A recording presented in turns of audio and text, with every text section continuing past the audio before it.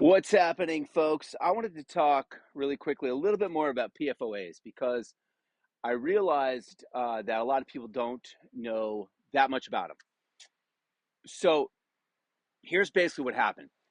3M is a company that makes a lot of chemicals, and they're making these PFOAs since the 70s in a couple different facilities around in the country. And they started to wonder what was going to happen if these chemicals to their workers were what was going to happen as these chemicals built up in the bloodstream of their workers.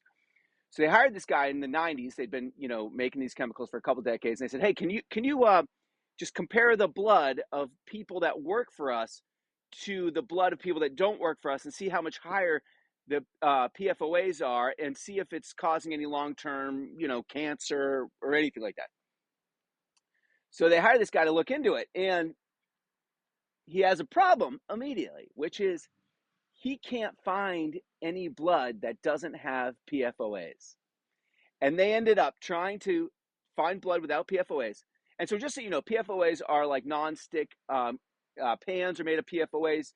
Scotch Guard is made out of PFOAs. It's something that makes things waterproof or something like that, stuff like that. So they go around the world trying to find blood without PFOAs in it. Literally around the world. They go to little tribes in Africa. They go all around the world. You know what happened? They couldn't find any blood without PFOAs. You and I are already contaminated. Your baby is born contaminated with PFOAs, these forever chemicals.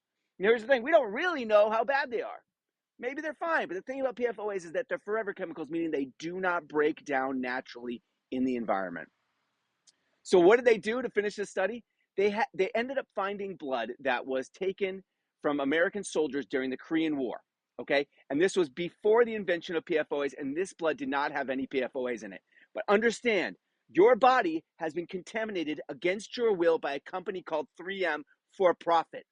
And they still operate, still make these chemicals, and we need to hold them accountable. We cannot let corporations destroy us and our environment for profit. And the only reason that they are able to do that is because our politicians have been bought and sold by these corporations, okay? And it's time we pushed back.